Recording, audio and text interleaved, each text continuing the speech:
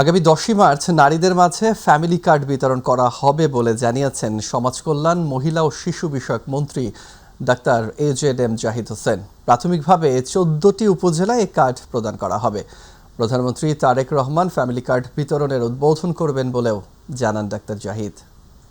New mooring container terminal বিষয়ে জাতীয় স্বার্থ বিবেচনা করে তা নিয়ে অগ্রসরের কথা জানিয়েছেন বিডার চেয়ারম্যান চৌধুরী আশিক মাহমুদ বিন হারুন। সচিবালয়ে সংশ্লিষ্ট মন্ত্রী প্রতিমন্ত্রীদের সাথে বৈঠকে শেষে এসব কথা জানান তারা। ইউসুফ আলী রিপোর্ট।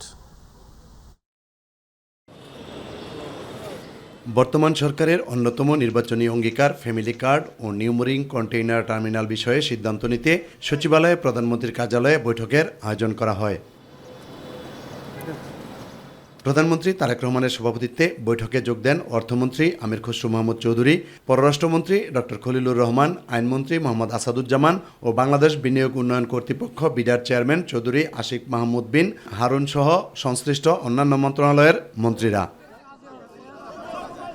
বৈঠক শেষে সমাজ কল্যাণ, মহিলা ও শিশু বিষয়ক মন্ত্রী ডাক্তার AJM জাহিদ হোসেন বলেন, নারীদের স্বাবলম্বী করতে ঈদের আগেই 14 উপজেলায় ফ্যামিলি কার্ড বিতরণের উদ্বোধন করা হবে।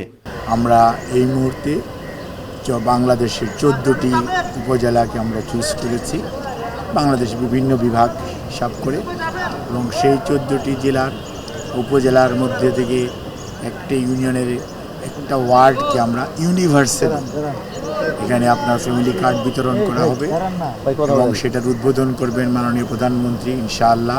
এবং প্রতি মাসে ইনশাআল্লাহ 2500 টাকা করে ওনাদেরকে আর্থিকভাবে সহযোগিতা পাবেন ফ্যামিলি কার্ডের মাধ্যমে। এটার মাধ্যমে ইনশাআল্লাহ একটা সময় যে বাংলাদেশের যারা হতদরিদ্র বলি আমরা, অথবা দরিদ্র এবং নিম্নবিত্ত, এই 3 শ্রেণীর সুবিধাভোগী আমাদের যে মারা আছেন, একটা পরিবারের যে মা প্রধান, ওরা এটার সুবিধা পাবেন সেই পরিবার। এবং এর মাধ্যমে আমরা মনে করি যে নারীর ক্ষমতায়ন এবং নারীকে অর্থনৈতিকভাবে স্বাবলম্বী করে গড়ে তোলা, এবং নারী যদি অর্থনৈতিকভাবে স্বাবলম্বী হয়, একটি পরিবার স্বাবলম্বী হবে এবং আগামী প্রজন্মের থেকে স্বাবলম্বী হবে বলে আমরা বিশ্বাস করি। বাংলাদেশ বিনিয়োগ উন্নয়ন কর্তৃপক্ষ বিডার চেয়ারম্যান চৌধুরী আশিক মাহমুদ বিন হারুন জানান, দেশের স্বার্থ বিবেচনায় রেখে নিউ মুরিং কন্টেইনার টার্মিনাল বিষয়ে সিদ্ধান্ত নিতে হবে। যেটাকে আমরা বলি জাতীয় স্বার্থের পক্ষে যেদিকে যে সিদ্ধান্তটা নেওয়া দরকার সেই রকম করে সিদ্ধান্ত নেওয়ার জন্য উনি আমাদেরকে ডিরেক্টিভ দিয়েছেন। যদি জাতীয় স্বার্থ রক্ষা করে কোনো ধরনের চুক্তি করা সম্ভব হয়, শুধুমাত্র সেক্ষেত্রেই আমরা চুক্তিটা করব, এরকম কথা ইন্টারিমের সময় বলা হয়েছিল। আমার মনে হয় যে কারেন্ট গভর্নমেন্টও সিমিলার একটা পজিশন হয়তো নিবে, বাট এখনো আসলে এটা প্রথম দিনের মিটিং, আমার মনে হয় যে এটা নিয়ে খুব কনক্লুশন ড্র করা উচিত হবে না। Yusuf Ali, my TV, Dhaka. Thank you. মেয়াদ অনুযায়ী ধাপে ধাপে সিটি কর্পোরেশন নির্বাচন হবে বলে জানিয়েছেন স্থানীয় সরকার, পল্লী উন্নয়ন ও সমবায় মন্ত্রী মির্জা ফখরুল ইসলাম আলমগীর। সচিবালয়ে তার দপ্তরে 6 সিটি কর্পোরেশনের প্রশাসকগণের যোগদান শেষে সাংবাদিকদের কথা জানান তিনি। মন্ত্রী বলেন, দলীয় প্রতীকে সিটি কর্পোরেশন নির্বাচন হবে কিনা তা নির্ধারিত হবে জাতীয় সংসদে। আরও জানাচ্ছেন রাকিব হাসান। সকালে সচিবালয়ে নিজ মন্ত্রণালয়ে সদ্য নিয়োগপ্রাপ্ত 6 সিটি কর্পোরেশনের প্রশাসকগণকে তাদের দায়িত্ব বুঝিয়ে দেন স্থানীয় সরকার, পল্লী উন্নয়ন ও সমবায় মন্ত্রী মির্জা ফখরুল ইসলাম আলমগীর। এ সময় উপস্থিত ছিলেন স্থানীয় সরকার প্রতিমন্ত্রী।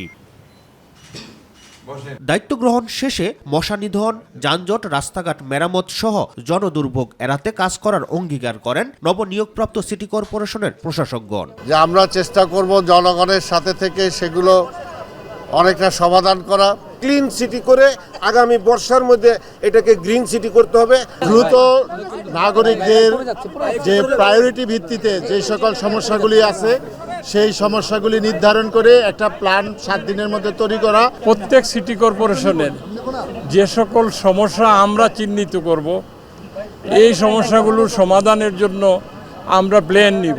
জনগণের সাথে সম্পৃক্ত থাকায় সরকারি কর্মকর্তার চেয়ে রাজনৈতিক প্রশাসকরা সিটি কর্পোরেশনে ভালো কাজ করতে পারবে বলে আশা প্রকাশ করেন স্থানীয় সরকার প্রতিমন্ত্রী। যে ধরনের চেয়ারে, এত গুরুত্বপূর্ণ চেয়ারে রাজনৈতিক ব্যক্তি যারা দীর্ঘদিন রাজনীতি করে আসছেন, এবং রাজনীতির মাঠে ছিলেন, তাদেরই দায়িত্ব পালন করা উচিত এবং তারাই জনগণের দুঃখ দুর্দশা এবং জনগণের ভাবনাটা তারা বুঝবেন এবং সেই ভাবনা থেকেই মাননীয় মন্ত্রী মহোদয় যেটা বলেছেন যে রাজনৈতিক লোক এবং অভিজ্ঞ লোকজনদেরকেই আমরা প্রশাসক হিসেবে নিয়োগ দিয়েছি, ইনশাআল্লাহ তারা ভালো করবেন আমরা মনে করি।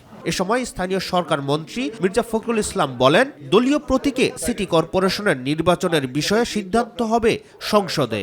না, এটা তো আমরা সংসদে নির্ধারিত হবে যে দলীয় প্রতীকে হবে নাকি আপনার দলীয় প্রতীকে হবে না, it will be decided in the parliament.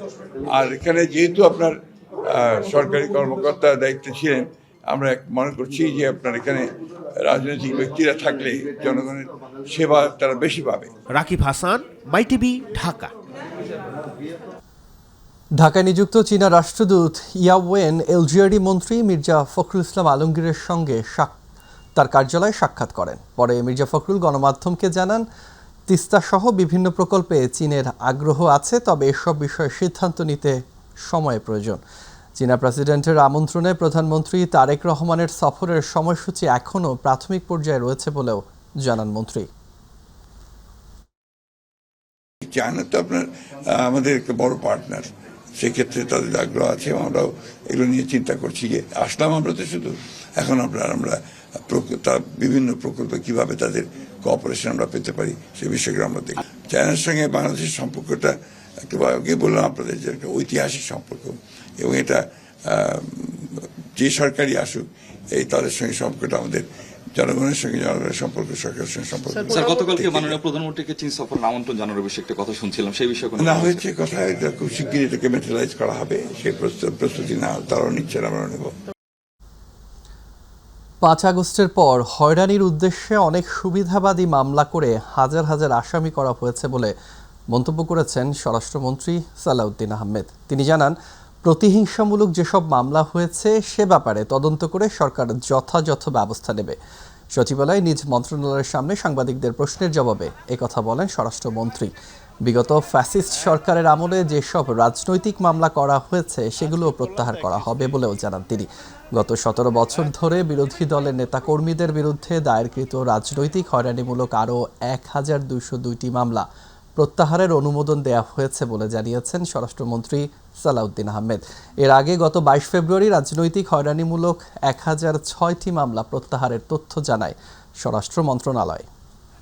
5 আগস্টের পরে যে সমস্ত মামলায় শয়ে হাজারে হাজারে আসামি করা হয়েছে, এরকম কিছু মামলা আছে, ওখানে হয়রানির উদ্দেশ্যে বিভিন্ন হয়তো শত্রুতামূলক কিছু লোককে আসামি করা হয়েছে বিভিন্নভাবে, কিছু সুবিধাবাদী শ্রেণী, এরকম কিছু আমাদের নজরে এসছে। এগুলো যাচাই বাছাই করে আমরা ফাইন্ড আউট করবো, একটা বিহিত ব্যবস্থা করতে হবে, কারণ আইনের শাসন প্রতিষ্ঠা করতে হবে। আর মামলাবাজির মধ্য দিয়ে যদি কারো হয়রানি হয় তো সেটা আইনের শাসন হলো না। মানুষের ওপর জগদ্দল পাথরের মতো চাপিয়ে দেয়া একদলীয় শাসনে বিএনপি বিশ্বাস করে না বলে মন্তব্য করেছেন দলটির স্থায়ী কমিটির সদস্য ও সংসদ সদস্য ডক্টর আব্দুল মঈন খান। বেলা 11:30টার দিকে বিএনপির প্রতিষ্ঠাতা জিয়াউর রহমান ও সদ্যপ্রয়াত বিএনপি চেয়ারপারসন বেগম খালেদা জিয়ার সমাধিতে শ্রদ্ধা নিবেদন শেষে কথা বলেন তিনি। ত্রয়োদশ জাতীয় সংসদ নির্বাচনে নরসিংদী জেলার 5টি আসন থেকে নির্বাচিত সংসদ সদস্যদের নিয়ে শ্রদ্ধা জানান তিনি। বিএনপি বহুদলীয় পার্লামেন্টারি গণতন্ত্রে বিশ্বাসী বলেও মন্তব্য করেন ডক্টর মঈন খান।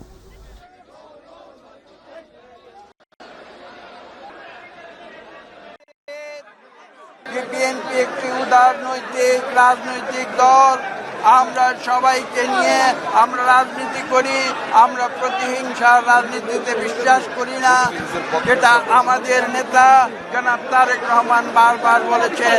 তিনি আরো বলেছেন যে আমরা আইনের শাসনে বিশ্বাসী, বাংলাদেশের গণতন্ত্র আমরা বারবার ফিরিয়ে এনেছি।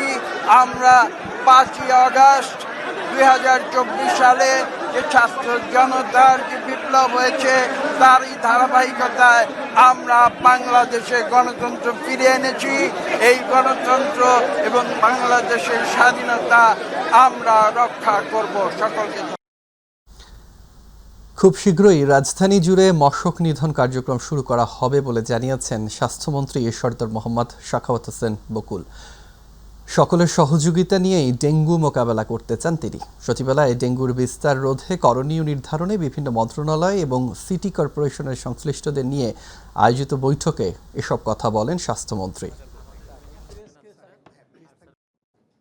মশা নিধন করা, প্রতিষেধক কী কী কাজ করা যায় এগুলির সিদ্ধান্ত নেওয়া, সকল কর্নার থেকে আমরা একটা টিম ওয়াইজ এটাকে আমরা ফাইট করতে চাই, যাতে করে ডেঙ্গুর প্রভাব এবং অবাধ বিস্তার বন্ধ করা যায়, পাবলিক হেলথ যেন ঠিক রাখা যায়। জনকল্যাণে শহরগুলিতে আমরা সেই ব্যবস্থা নিতে যাচ্ছি। দায়িত্ব পালনকালে প্রসিকিউশন টিমের কোনো দুর্নীতি বরদাস্ত করা হবে না। অভিযোগ পেলে কঠোর ব্যবস্থা নেওয়া হবে বলে জানিয়েছেন ট্রাইব্যুনালের নতুন চিফ প্রসিকিউটর আমিনুল ইসলাম। দুপুরে আন্তর্জাতিক অপরাধ ট্রাইব্যুনাল কর্মদিবসের প্রথম দিনে তিনি আরও বলেন, জুলাই আকাঙ্ক্ষা বিবেচনায় রেখে আন্তর্জাতিক অপরাধ ট্রাইব্যুনালের মামলার বিচার কাজ দ্রুত এগিয়ে নেওয়া হবে। এসএম আরিফের রিপোর্ট। গণ অভ্যুত্থান পরবর্তী পুনর্গঠিত আন্তর্জাতিক অপরাধ ট্রাইব্যুনালে এ পর্যন্ত ২৪টি মামলার আনুষ্ঠানিক অভিযোগপত্র দাখিল করা হয়। এর মধ্যে পলাতক সাবেক প্রধানমন্ত্রী শেখ হাসিনার মৃত্যুদণ্ডের রায়সহ ৩টি মামলার রায় ঘোষণা করা হয়। সদ্য বিদায়ী তাজুল ইসলামের পদে দায়িত্ব পাওয়া নতুন চিফ প্রসিকিউটর আমিনুল ইসলাম প্রথম কার্যদিবসে মঙ্গলবার প্রসিকিউটরদের সঙ্গে এসব মামলাসহ বিভিন্ন বিষয় নিয়ে আলোচনা করেন। পরে গণমাধ্যমে কথা বলেন তিনি। আমরা একেবারেই আইন অনুযায়ী এই ট্রাইব্যুনালটা পরিচালিত হোক, এটা আমরা চাই, এবং এই ট্রাইব্যুনালের গতিশীলতা বৃদ্ধি হোক। আমরা চাই যে ট্রাইব্যুনালটা আরও বেশি গতিশীল হোক। আমরা অপরাধীকে টার্গেট করে আমরা ইনভেস্টিগেশন করব এবং বিচার করব। আমরা কোনো ইনোসেন্ট মানুষকে টার্গেট করে বা রাজনৈতিকভাবে হয়রানি করে ওইরকম টার্গেট করে আমাদের কোনো কার্যক্রম পরিচালিত আমাদের মাধ্যমে হবে না। বিচারাধীন মামলার তদন্তে কোনো ত্রুটি বিচ্যুতি থাকলে আইনি পদক্ষেপ নেয়ার কথা জানান চিফ প্রসিকিউটর। যে ইনভেস্টিগেশনটা প্রপার হয়নি, আমি বিশ্বাস করি হয়েছে সবকিছুই। এরকম কোনো ত্রুটি বিচ্যুতি যদি আমার কাছে পরিলক্ষিত হয়, তাহলে সেটা আইন অনুযায়ী যে পদক্ষেপ নিতে হয় সেই পদক্ষেপ নিব। সদ্য বিদায়ী চিফ প্রসিকিউটর তাজুল ইসলাম ও প্রসিকিউটর গাজী তামিমের দুর্নীতির অভিযোগ প্রসঙ্গেও কথা বলেন আমিনুল ইসলাম। আপনারা যেসব অভিযোগ নিয়ে আসতেছেন সেটাও আমাকে তদন্ত করে দেখতে হবে। আমি আপনাদেরকে সুস্পষ্টভাবে একটা কথা বলতে চাই, আমার দায়িত্ব পালনকালে এই ট্রাইব্যুনালে আমি আমার কোনো প্রসিকিউটর বা ট্রাইব্যুনালে জড়িত অন্য কেউ কোনো ধরনের করাপশনে জড়িত থাকলে তার বিরুদ্ধে কঠোর আইনগত ব্যবস্থা নেওয়া হবে। এদিকে ট্রাইব্যুনালে জামিন পাওয়া একমাত্র আসামি লক্ষ্মীপুর সদর উপজেলা আওয়ামী লীগের সভাপতি হুমায়ুন কবিরের জামিন বাতিলের শুনানি ২ মার্চ নির্ধারণ করা হয়েছে। এসএম আরিফ, মাই টিভি, ঢাকা। পুলিশের অতিরিক্ত মহাপরিদর্শক ও আর্মড পুলিশ ব্যাটালিয়নের প্রধান মোহাম্মদ আলী হোসেন ফকিরকে নতুন পুলিশ মহাপরিদর্শক হিসেবে নিয়োগ দিয়েছে সরকার। মঙ্গলবার স্বরাষ্ট্র মন্ত্রণালয় থেকে জারি করা এক প্রজ্ঞাপনে এ তথ্য জানানো হয়। জানা যায়, মোহাম্মদ আলী হোসেন ফকির বিসিএস পুলিশ ক্যাডারের ১৫তম ব্যাচের সদস্য। রাজনৈতিক কারণে আওয়ামী লীগ শাসনামলে তাকে একবার চাকরিচ্যুত করা হয়। বিএনপি আমলে তিনি চাকরি ফিরে পান। এরপর আবার আওয়ামী লীগ আমলে তাকে বাধ্যতামূলক অবসরে পাঠানো হয়। ২০২৪ সালের ৫ আগস্ট শেখ হাসিনা সরকারের পতনের পর ডক্টর মোহাম্মদ ইউনূসের অন্তর্বর্তীকালীন সরকারের সময় আইনি প্রক্রিয়ায় এসপি পদমর্যাদায় চাকরি ফিরে পান আলী হোসেন ফকির। এরপর সুপার নিউমারারি ডিআইজি হিসেবে পদোন্নীত পান। আলী হোসেন ফকিরের বাড়ি বাগেরহাটে। ১৯৯৭ সালে শেখ হাসিনার প্রথম আমলে আলী হোসেন ফকির আওয়ামী রোষানলের শিকার হন। সে বছর তাকে বরখাস্ত করা হয়। পরবর্তী সময়ে বিএনপি জামাত জোট ক্ষমতায় এলে তিনি আইনি প্রক্রিয়ায় চাকরি ফিরে পান। প্রধানমন্ত্রী তারেক রহমানের নেতৃত্বাধীন নতুন সরকারের ১০ উপদেষ্টার মধ্যে দফতর বণ্টন করা হয়েছে। মঙ্গলবার মন্ত্রিপরিষদ বিভাগ থেকে দপ্তর পুনঃবণ্টন করে একটি প্রজ্ঞাপন জারি করা হয়। রুলস অব বিজনেস অনুযায়ী প্রধানমন্ত্রী এ দায়িত্ব বণ্টন করেছেন। এই ১০ জন উপদেষ্টার মধ্যে ৫ জন মন্ত্রী পদমর্যাদা ও ৫ জন প্রতিমন্ত্রী পদমর্যাদায় নিয়োগ দেওয়া হয়েছে। মন্ত্রীর পদমর্যাদায় উপদেষ্টাদের মধ্যে মির্জা আব্বাস, নজরুল ইসলাম খান, রুহুল কবির রিজভী আহমেদকে রাজনৈতিক উপদেষ্টা করা হয়েছে। এছাড়া মোহাম্মদ ইসমাইল জবিউল্লাহকে জনপ্রশাসন, রাশেদ আল মাহমুদ তিতুমিরকে অর্থ পরিকল্পনা মন্ত্রণালয়ের উপদেষ্টার দায়িত্ব দেওয়া হয়েছে। অন্যদিকে প্রতিমন্ত্রীর পদমর্যাদায় নিয়োগ পাওয়া উপদেষ্টাদের মধ্যে হুমায়ুন কবিরকে পররাষ্ট্র, দুর্যোগ ব্যবস্থাপনা ও ত্রাণ এবং বেসামরিক বিমান পরিবহন ও পর্যটন মন্ত্রণালয়, অবসরপ্রাপ্ত ব্রিগেডিয়ার জেনারেল শামসুল ইসলামকে প্রতিরক্ষা মন্ত্রণালয়, জাহিদুর রহমানকে পলিসি অ্যান্ড স্ট্র্যাটেজি, মাহদি আমিনকে শিক্ষা, প্রাথমিক ও গণশিক্ষা, প্রবাসী কল্যাণ ও বৈদেশিক কর্মসংস্থান এবং শ্রম ও কর্মসংস্থান মন্ত্রণালয়ের দায়িত্ব দেওয়া হয়েছে। এছাড়া রেহান আসিফ আসাদকে ডাক, টেলিযোগাযোগ ও তথ্য প্রযুক্তি ও বিজ্ঞান ও প্রযুক্তি মন্ত্রণালয়ের দায়িত্ব দেওয়া হয়েছে। বগুড়া ৬ এবং শেরপুর ৩ আসনের উপনির্বাচন আগামী ৯ এপ্রিল অনুষ্ঠিত হবে বলে জানিয়েছে নির্বাচন কমিশন। এ বিষয়ে ঈদের আগেই তফসিল ঘোষণা করবে সাংবিধানিক সংস্থাটি। ত্রয়োদশ জাতীয় সংসদ নির্বাচনে বগুড়া ৬ ও ঢাকা ১৭ আসনে নির্বাচিত হন বিএনপি চেয়ারম্যান তারেক রহমান। পরে ১৬ ফেব্রুয়ারি তারেক রহমান নির্বাচনী এলাকা ১৯০, ঢাকা ১৭ আসনের প্রতিনিধিত্ব করার ইচ্ছা জানিয়ে কমিশন ঘোষণাপত্র দাখিল করে। ফলে একই তারিখ তাকে বগুড়া ৬ আসনটি শূন্য ঘোষণা করা হয়। এছাড়া গত ৩ ফেব্রুয়ারি কিডনিজনিত রোগে হাসপাতালে চিকিৎসাধীন অবস্থায় মারা যান শেরপুর ৩ আসনের জামায়াত মনোনীত প্রার্থী নুরুজ্জামান বাদল। বৈধ প্রার্থী মারা যাওয়ায় আরপিও অনুযায়ী ওই আসনের সংসদ নির্বাচনে স্থগিত করে ইসি। ভূমি মন্ত্রণালয় নিয়ে অতীতের নেতিবাচক ধারণা পরিবর্তন করতে চান বলে জানিয়েছেন ভূমিমন্ত্রী মিজানুর রহমান মিনু। তেজগাঁও ভূমি ভবন পরিদর্শন শেষে তিনি কথা বলেন। মিজানুর রহমান বলেন, সেবা খাতে ঘুষ দুর্নীতি বন্ধ করতে সকল ব্যবস্থা গ্রহণ করা হবে। এ সময় ভূমি প্রতিমন্ত্রী ব্যারিস্টার কায়সার কামাল বলেন, অতীতে এই মন্ত্রণালয়ে যারা দায়িত্বে ছিলেন তারা দেশে বিদেশে ভূমি মন্ত্রণালয়কে বিতর্কিত করেছে। তিনি বলেন, ঘুষ দুর্নীতির বিরুদ্ধে ভূমি মন্ত্রণালয় থাকবে জিরো টলারেন্স। বলেন, কল সেন্টারের মাধ্যমে জনগণকে ভূমি সেবা পৌঁছে দেওয়া হচ্ছে। এবং কর্মক্ষেত্রে আমরা মনে করি এবং প্রত্যাশা করি যারা প্রজাতন্ত্রের কর্মচারী আছেন, article 21 of the constitution, sub article 2, সেটার প্রতিপালন করবেন, ওনারা বাধ্যগতভাবে থাকবেন। চট্টগ্রামের হালি শহরে গ্যাস লাইনের লিকেজ থেকে বিস্ফোরণের ঘটনায় ৯ জন দগ্ধের মধ্যে মারা গেছেন ৩ জন। সকালে সার্বিক পরিস্থিতি দেখতে জাতীয় বার্ন অ্যান্ড প্লাস্টিক সার্জারি ইনস্টিটিউটে যান স্বাস্থ্যমন্ত্রী সরদার মোহাম্মদ সাখাওয়াত হোসেন বকুল এবং দুর্যোগ ব্যবস্থাপনা ও ত্রাণমন্ত্রী আসাদুল হাবিব দুলু। সকাল 10টার দিকে তারা জাতীয় বার্ন ইনস্টিটিউটে পৌঁছালে বার্ন ইনস্টিটিউটের পরিচালক অধ্যাপক ডাক্তার মোহাম্মদ নাসির উদ্দিন দগ্ধদের বর্তমান অবস্থা ও চলমান চিকিৎসা কার্যক্রম সম্পর্কে তাদের বিস্তারিত অবহিত করেন। স্বাস্থ্যমন্ত্রী সরদার মোহাম্মদ সাখাওয়াত হোসেন বকুল বলেন, দগ্ধদের সুচিকিৎসা নিশ্চিত করা হবে বলে আশ্বস্ত করা হয়েছে। আর এছাড়া ত্রাণমন্ত্রী বলেন, ভবিষ্যতে এমন ঘটনা কমানোর বিষয়ে অন্য মন্ত্রণালয়ের সঙ্গে সমন্বয় করে কাজ করার পরিকল্পনা নেওয়া হয়েছে। কুমিল্লার দাউদকান্দিতে গ্যাস সিলিন্ডার লিকেজ থেকে বিস্ফোরণে নারী, শিশুসহ একই পরিবারের 4 জন দগ্ধ হয়েছে। সকাল 6টার দিকে দগ্ধ অবস্থায় তাদের উদ্ধার করে জাতীয় বার্ন ও প্লাস্টিক সার্জারি ইনস্টিটিউটে জরুরি বিভাগে নিয়ে আসা হয়। জাতীয় বার্ন ও প্লাস্টিক সার্জারি ইনস্টিটিউটের আবাসিক সার্জন ডাক্তার শাওন বিন রহমান তিনি জানান, সকাল 6টার দিকে কুমিল্লার দাউদকান্দি এলাকা থেকে দগ্ধ অবস্থায় নারী, শিশুসহ একই পরিবারের 4 জনকে জরুরি বিভাগে নিয়ে আসা হয়েছে। তাদের মধ্যে মনোয়ারা বেগমের শরীরের 2%, জিল হকের শরীরের 54%, উম্মে হুমায়রার শরীরের 65% ও শিশু হুররামের শরীরে 6% দগ্ধ হয়েছে। এদের মধ্যে জিল হক ও হুমায়রার দগ্ধের পরিমাণ বেশি হওয়ায় তাদের অবস্থা আশঙ্কাজনক অবস্থায় রয়েছে। পবিত্র ঈদ উল ফিতরকে সামনে রেখে ফ্যাশন সচেতন সকলেই ছুটছেন দর্জির দোকানগুলোতে।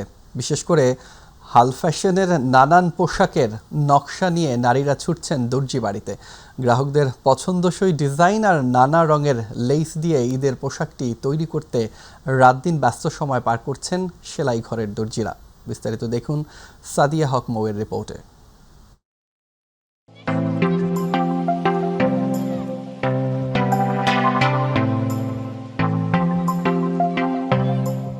বেলা বাড়ার সাথে সাথে ঘনিয়ে আসছে ঈদ, আর এই ঈদকে সামনে রেখে ভিড় বাড়ছে দর্জির দোকানগুলোতে।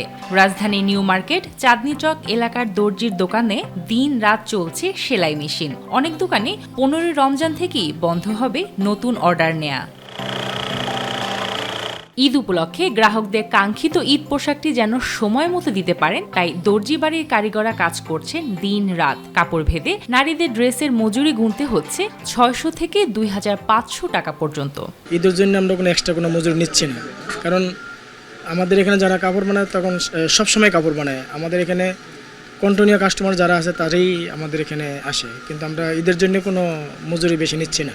আমাদের চাপ ইনশাল্লাহ এবার ভালো আছে। কয়েকদিন পরও তার অর্ডার নেওয়া হবে না, ধরেন বিশ্ব যখন তো হাজি গেলে নেওয়া হবে। সকাল 11টা থেকে রাত 12টা পর্যন্ত করি এখন। আবার সামনে 15 রোজার পরের থেকে আবার নাইট হবে 3টা পর্যন্ত কাজের অনুযায়ী।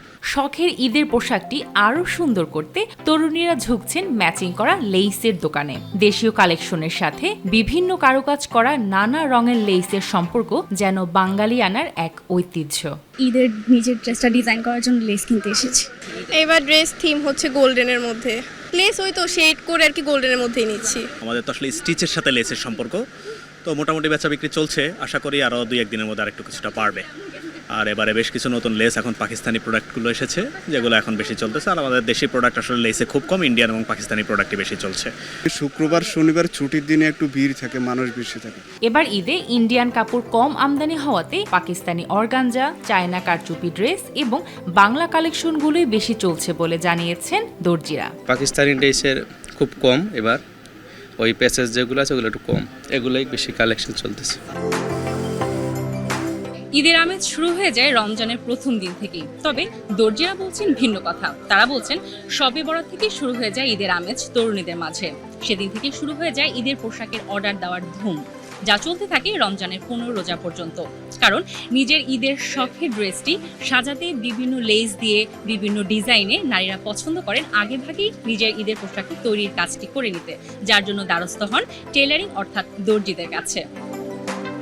সাদিয়া হক মৌ, মাই টিভি, ঢাকা। মশা নিয়ন্ত্রণের চেষ্টা সিটি কর্পোরেশন করবে, কিন্তু তার জন্য জনগণকে সহযোগিতা করতে হবে। সিটি কর্পোরেশন এবং জনগণ উভয় মিলে এই সমস্যার সমাধান সম্ভব।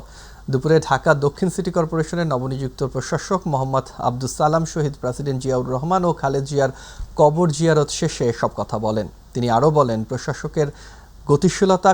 প্রশাসনকে গতিশীল করা তাদের জন্য নতুন চ্যালেঞ্জ। এ সময় তার সাথে উপস্থিত ছিলেন ঢাকা উত্তর সিটি কর্পোরেশনের প্রশাসক শফিকুল ইসলাম খান মিল্টন।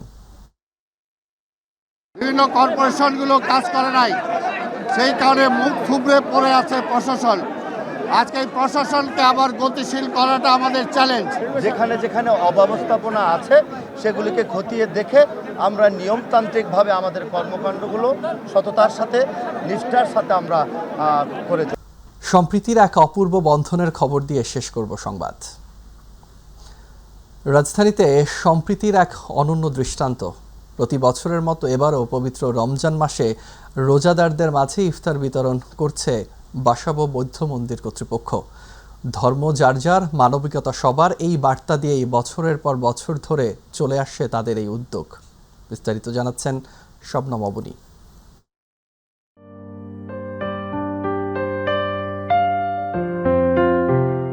সূর্য যখন পশ্চিম আকাশে ঢলে পড়ে তখনই ব্যস্ত হয়ে ওঠে বাসাবো বৌদ্ধ মন্দির প্রাঙ্গণ। নীরব প্রার্থনার এই স্থানটি রমজান এলে পরিণত হয় ভালোবাসা আর সহমর্মিতার মিলন মেলায়।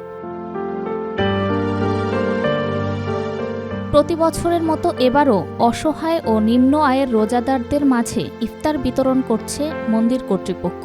নেই কোনো ধর্মের ভেদাভেদ, নেই আলাদা কোনো পরিচয়, সবার আগে মানুষ। বিকেল গড়াতেই এখানে জড়ো হন বিভিন্ন বয়স ও পেশার মানুষ। স্বেচ্ছাসেবকদের ব্যস্ততা আর অপেক্ষমান রোজাদারদের চোখে কৃতজ্ঞতা, সব মিলিয়ে এক আবেগঘন পরিবেশ। রমজান মাসে তাদের সাথে আমরা যে থাকতে পারি, তাদেরকে দিয়ে তাদের মুখে একটু হাসি ফুটে। আমি একা পড়ে থাকি। ওনারা অন্য ধর্মে, তারপরেও যে দিচ্ছে এটা ওনাদের জন্য আমাদের জন্য একটা ভ্রাতৃত্ববোধ আর কি, এটা খুব ভালো লাগার একটা বিষয়। আমরা মুসলমান, ওনারা দিচ্ছেন, এটা খুব খুশি। ধর্মীয় বৈচিত্র্যের এই দেশে এমন উদ্যোগ গড়ে তোলে পারস্পরিক শ্রদ্ধা আর সম্প্রীতির সংস্কৃতি। বাসাবো বৌদ্ধ মন্দির থেকে শবনম অবনী, মাই টিভি, ঢাকা।